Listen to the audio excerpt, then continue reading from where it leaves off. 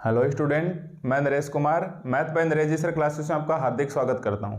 आज फिर से हम एमएससी फाइनल जिसके अंदर हमारे पास ऑप्शनल पेपर चल रहा है रिलेटिविटी एंड कॉस्मोलॉजी, और आज इसके अंदर हमारे पास यूनिट 4 में लेक्चर नंबर 7 है। और इसके अंदर हमारे पास बुक कौन सा है? थ्योरी ऑफ रिलेटिविटी, जैसा कि आप इस वक्त स्क्रीन पर देख सकते हैं। तो आज हमारे पास यूनिट 4 में जो लेक्चर नंबर 7 है ये इस यूनिट का लास्ट लेक्चर है। यस, इस लेक्चर 7 के साथ ही हमारे पास ये यूनिट 4 है, ये कंप्लीट हो जाएगी। तो देखो आज हमारे पास इस लेक्चर नंबर 7 के अंदर जो टॉपिक है जेपीएच की बुक में पेज 174 के ऊपर, और टॉपिक है हमारे पास एनर्जी मोमेंटम टेंसर। ठीक है, तो इसका एक छोटा सा फॉर्मूला जो आपको याद रखना है, एनर्जी मोमेंटम टेंसर। तो एनर्जी मोमेंटम टेंसर हमारे पास क्या होता है? सबसे पहले इसे ऐसे समझिए कि जैसे मान लो हमारे पास कोई फ्लूइड है, ठीक है, जैसे दूध वगैरह है हमारे पास, बहुत बार नीचे हमारे पास फर्श पे ढुल जाता है, तो वो क्या करना, फ्लूइड है वो चलने लग जाता है। तो मतलब एक तो कितना फ्लूइड है उसकी हमारे पास डेंसिटी की बात करेंगे, और दूसरा हमारे पास फ्लूइड जा रहा है तो एक प्रकार से वो फ्लूइड मोशन के अंदर है ना। मान लो कोई भी फ्लूइड अपने फर्श पे बिखेर दिया तो वो धीरे धीरे वो चलना स्टार्ट हो जाएगा। तो एक तो उसकी डेंसिटी कितनी है, और जब वो चलेगा उस वक्त उसके मोशन के ऊपर डिपेंड करेगा, यानी जो फ्लूइड है वो मोशन के अंदर आ जाएगा। या फ्लूइड को वास्तव में क्या बोलते हैं? ये मैटर की सीरीज में आते हैं, पता ना मैटर क्या होता है? Solid and fluid. तो एक इसका टाइप फ्लूइड हो गया, दूसरा इसका टाइप है सॉलिड है। इसको भी मैटर बोलते हैं और फ्लूइड को भी मैटर बोलते हैं। आपने एमएससी प्रीवियस मैकेनिक्स में ऐसा सीखा होगा। तो देखो सबसे पहले आप लिखोगे एनर्जी मोमेंटम टेंसेस के अंदर कि इफ रो नॉट, इफ ये रो तो डेंसिटी होती है स्टार्टिंग की, मान लेते हैं rho naught is the proper density, is the proper density, proper density of the matter, of the matter, कि हमने माना कि जो हमारे पास स्टार्टिंग में जो फ्लूइड या जो मैटर था उसका रो नोट तो क्या है? उसका प्रॉपर डेंसिटी है। And dx by ds, and dx की power i upon ds is motion of matter, is motion of a matter, is motion of a matter. तो एक हमारे पास क्या है? ये हमारे पास फ्लूइड है या मैटर है, वो मोशन के अंदर है। उस वक्त हमारे पास एनर्जी मोमेंटम टेंसर किस प्रकार से दिया जाएगा? तो लिखेंगे then energy momentum tensor is given by, then energy momentum tensor, then energy momentum tensor, tensor is denoted by TIJ, is denoted by T, ऊपर लगा देना TIJ, is denoted by TIJ and define as,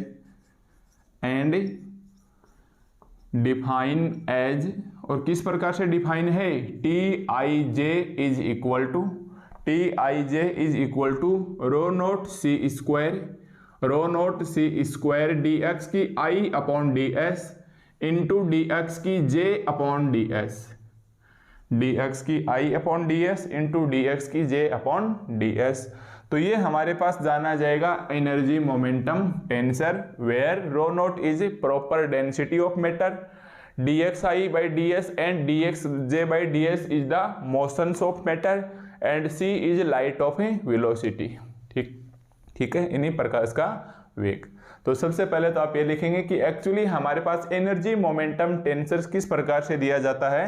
तो आपको ये formula याद रखना है कि TIJ इज इक्वल टू, क्या याद रखोगे भाई एनर्जी मोमेंटम के लिए? कि TIJ is equal to rho naught C square dx की I अपॉन ds इंटू में dx की j अपॉन ds। तो ये हमारे पास जाना जाता है एनर्जी मोमेंटम टेंसर के नाम से। तो आप इसे फॉर्मूले को आप ध्यान में रखोगे। अब इसी से रिलेटेड एक प्रॉब्लम्स देखो,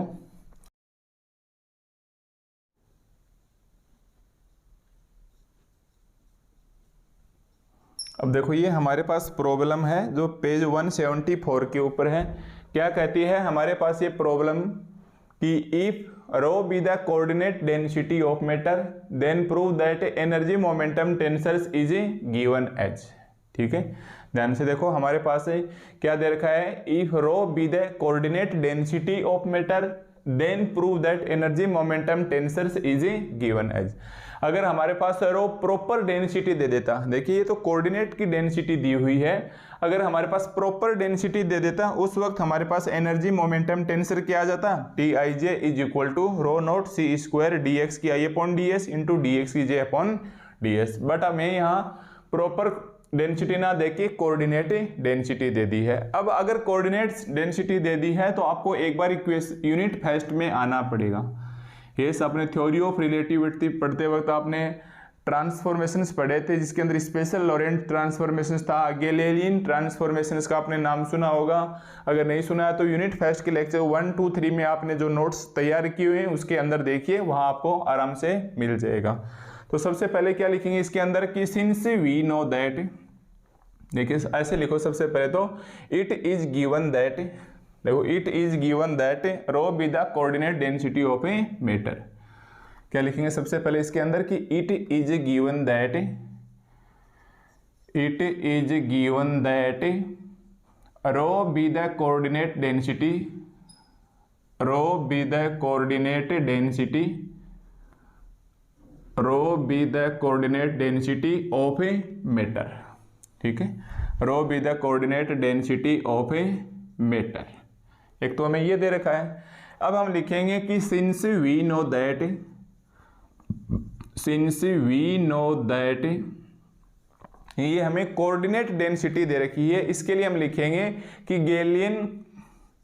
Galilean coordinate is given by, Galilean coordinate system is given by. ठीक है, हम देखेंगे Galilean coordinate system is given by, और किस प्रकार से दिया जाता था, तो ये आपकी यूनिट फर्स्ट में लेक्चर्स 1, 2, 3 तीसरा लेक्चर देखोगे तो उसके अंदर आपको गैलीलियन कोऑर्डिनेट सिस्टम से दिखाई दे जाएगा। वो एक प्रकार से हमारे पास फ्लैट स्पेस टाइम जैसा ही है, वो हमारे पास एक प्रकार से क्या होता है, फ्लैट स्पेस टाइम ही होता है, जिसके अंदर कोऑर्डिनेट आ जाने चाहिए d x square, d y square और डी जेड स्क्वायर। ठीक है, इसके अंदर हमारे पास कोऑर्डिनेट सिस्टम से आ जाना चाहिए। तो ये आ गया हमारे पास है, जो कोऑर्डिनेट डेंसिटी दे रखी थी उसकी वजह से हमने गैलीलियन के कोऑर्डिनेट ले लिए, जो फ्लैट स्पेस टाइम, ये एक प्रकार से क्या कहलाता है, फ्लैट स्पेस टाइम। अब देखिए मैं पूरे के नीचे dt का भाग दे सकता हूँ क्या, तो dt का भाग दूंगा तो इसे क्या लिखूंगा, ds अपॉन dt का होल स्क्वायर, तो इसमें dt स्क्वायर का भाग दूंगा कैंसिल हो जाएगा, dx अपॉन dt का होल स्क्वायर, ये हो जाएगा माइनस dy अपॉन dt का whole square and minus dz upon dt का होल स्क्वायर। ठीक है, अब यहाँ से माइनस साइन कॉमन ले सकते हो आप, तो ये क्या बचेगा, C square minus dx by dt। अब देखिए dx बाई dt को आप क्या लिख सकते हो, अक्स डॉट लिख सकते हैं, तो ये अक्स डॉट का whole square, minus sign common ले लिया, dy by dt y dot का whole square, minus sign common ले लिया, z डॉट का होल स्क्वायर। अब आप बोलोगे कि सिंस वेलोसिटी क्या होती है, since v is equal to X dot का होल स्क्वायर, वाई डॉट का होल स्क्वायर, जेड डॉट का होल स्क्वायर, और ये भी कब, जब हमारे पास है कोई पॉइंट है p एक्स वाई जेड और t। यस, कोई पॉइंट है p एक्स वाई जेड और t, उस वक्त हमारे पास एक्स एक्सिस की एक्स डायरेक्शन की velocity x dot, y direction की वाई डॉट, जेड डायरेक्शन की वेलोसिटी जेड डॉट हो जाएगी। तो कुल मिला के ये हमारे पास किसके बराबर आ गया, v स्क्वायर के बराबर आ गया, एक्स डॉट का whole square plus Y dot का whole square plus Z dot का होल स्क्वायर। ठीक है, ये रहने देना, ये पीछे का है। इसका मतलब यहाँ हम क्या रख सकते हैं, v स्क्वायर। ठीक है भाई, इसका मतलब हम यहाँ क्या रख सकते हैं, v स्क्वायर रख सकते हैं। तो हमें क्या रिजल्ट प्राप्त हो गया, ds बाई dt का होल स्क्वायर से। तो हमारे पास क्या रिजल्ट मिल गया, तो हम लिखेंगे आता है d बटा dt का होल स्क्वायर। तो हमारे पास क्या आ गया, सो ds बाई dt का whole square, ds by dt का whole square is equal to, ये तो हो जाएगा c स्क्वायर, और इसको क्या लिखेंगे, v स्क्वायर। ठीक है, ये तो हो जाएगा c स्क्वायर, और इसको क्या लिखेंगे, x dot square plus y dot square plus z dot square को v स्क्वायर। तो एक इक्वेशंस तो हम ये लेके आ चुके हैं। इसके अलावा अपन जानते हैं कि and since we know that, and since we know that, आप ये भी जानते हैं कि अगर rho naught is proper density, अब ये भी लिखा ना एनर्जी मोमेंटम टेंसर, तो हम लिखेंगे since we know that rho naught is proper density, rho naught is a proper density, then आप लिखोगे if, since we know that if rho naught is proper density then energy momentum tensor is given by, then energy momentum tensor, then energy momentum tensor is given by. तो हमारे पास energy momentum tensor किस प्रकार से दिया जाता है, हमने इसे अभी अभी पढ़ा है। तो ये दिया जाता है T I J is equal to rho naught C square D X की I upon D T, D X की आई अपॉन डी एस, ठीक है, डी एक्स की I upon D S into D X की J upon D S, into D X की J upon D S. ये हमारे पास क्या बन गया, इक्वेशन नंबर 2 बन गया, ठीक है। तो एक आपको ये एनर्जी मोमेंटम ध्यान रखना है। ऊपर ही हमने कार्टेशियन कोऑर्डिनेट में लिया है क्योंकि हमारे पास जो डेंसिटी दे रखी थी वो क्या दे रखी थी, कोऑर्डिनेटेड डेंसिटी दी हुई थी। तो एक तो हमारे पास ये हो गया। फिर दोबारा से एक छोटी बात और लिखेंगे कि अगर rho naught is proper density, फिर से लिखेंगे ऑल्सो अगेन, ये भी आपको ध्यान में रखना होगा, यूनिट फर्स्ट में आपको लिखा हुआ मिल जाएगा। Also again if rho naught be proper density, rho naught is the proper density of matter, proper density of matter, then अगर हमारे पास rho naught proper density of matter होता है तो एनर्जी मोमेंटम टेंसर तो इस प्रकार से दिया जाता है। एंड खुद रो नोट कैसे दिया जाता है, तो आप ये लाइन नहीं लिखोगे तो भी चल जाएगा। एक बार देखो रफ कर रहा हूं वापिस से, क्योंकि ऊपर लिखी हुई है सेम लैंग्वेज कि since we know that if rho naught is proper density then energy momentum tensor is given by, and उस वक्त हमारे पास खुद रो कैसे दिया जाता है, खुद रो कैसे दिया जाता है, rho naught upon 1 minus V square upon C square, ठीक है। ये आपको ध्यान रखना है यूनिट फर्स्ट के रिजल्ट के अकॉर्डिंग। तो हमारे पास दो प्रकार की सिचुएशंस हो गई। अगर रो नोट प्रॉपर डेंसिटी है उस वक्त हमारे पास एनर्जी मोमेंटम टेंसर वो तो इक्वेशन 2 के हिसाब से दिया जाएगा, और खुद ये जो डेंसिटी है कोऑर्डिनेट डेंसिटी है वो इस प्रकार से दिया जाएगा। यानी प्रॉपर डेंसिटी और कोऑर्डिनेट डेंसिटी में एक प्रकार से ये रिलेशन से होता है, ठीक है। तो अब देखो फ्रॉम इक्वेशंस 3 से, एक बार तो इक्वेशंस 2 से देखेंगे और एक बार इक्वेशंस 3 से देखेंगे, कैलकुलेशन से एडजस्ट करना है बस। तो फ्रॉम इक्वेशंस 3 से, इक्वेशंस 3 को मैं ऐसे लिख सकता हूं क्या कि रो इज इक्वल टू, देखो C square minus V square, C square minus V square, और सी स्क्वायर चला जाएगा ऊपर और सी स्क्वायर चला जाएगा ऊपर, या फिर इसको इधर ले आओ और rho naught C square is equal to rho into C square minus V square, ठीक है। इसको आप नाम दे दो, या C square minus V square की वैल्यू भी रख दो। देखो साथ साथ आप C square minus V square की वैल्यू भी रख दो, तो ये आ जाएगी। नेक्स्ट स्टेप में कर दो और इसी को नेक्स्ट स्टेप में लिख दो, और rho naught C square is equal to rho into D S by D T का whole square, ds by D T का होल स्क्वायर, ठीक है। इसे आप नाम दे दो इक्वेशन नंबर 4 और साइड में लिख दो कि ये क्यों आई है, तो इसमें हमने इक्वेशन 1 को काम में लिया है, ठीक है भाई। यहाँ हमने सी स्क्वायर माइनस वी स्क्वायर की वैल्यू रख दी है ds बटा डी टी का होल स्क्वायर। तो एक तो हमने लिख लिया है फ्रॉम इक्वेशन नंबर 3 से। अब आप इसी के नीचे लिखोगे अगेन फ्रॉम इक्वेशन 2। अब इसी के नीचे हम क्या लिखेंगे, अगेन फ्रॉम इक्वेशन से 2। तो यहाँ फिर से लिखेंगे तो क्या आ जाएगा, अगेन फ्रॉम इक्वेशन 2। इक्वेशन 3 को तो लिख के आप ऐसे ले आए और 2 को लिख के लाओगे तो क्या आ जाएगा, T I J is equal to rho naught C square. मैं समझ रहा हूँ, ये वैल्यू शिफ्ट कर लेंगे यहाँ से। अब ये जो बचा डी एक्स आई अपॉन डी एक्स, क्या आप इसको ऐसे लिख सकते हो D I x upon D S, और ये जो डी एक्स जे अपॉन डी एस है, क्या आप इसको ऐसे लिख सकते हो डी एक्स जे अपॉन डी एस। ध्यान देना क्यों लिख रहा हूं, क्योंकि हमारे पास कहीं ना कहीं टी आई जे के अंदर आंसर क्या चाहिए, डी एक्स आई अपॉन डी टी और डी एक्स जे अपॉन डी टी, जो हमें प्रूफ करना है। तो क्या अपन इस dxi अपॉन ds को ऐसे लिख सकते हैं, dxi upon dt into dt upon ds, और इस dxj अपॉन ds को ऐसे लिख सकते हैं, dxj upon dt into dt।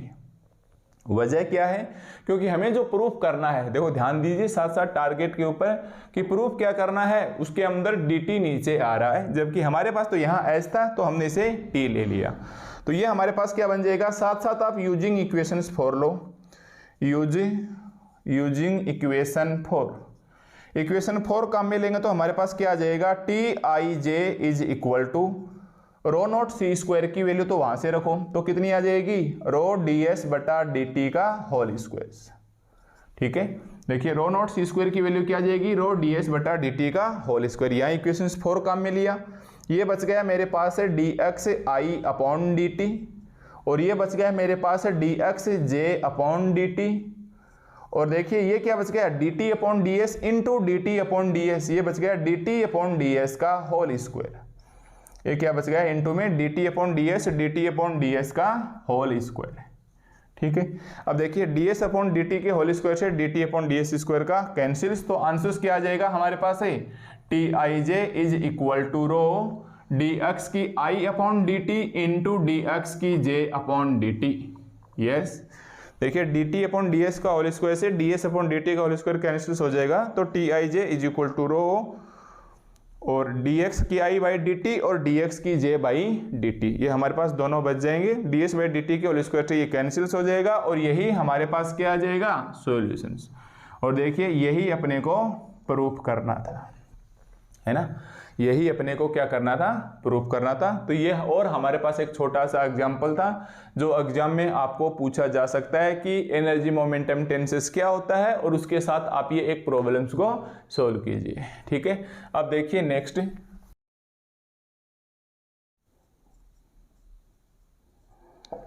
अब देखो हमारे पास से नेक्स्ट जो टॉपिक है वो जेपीएच की बुक में पेज 175 के ऊपर है।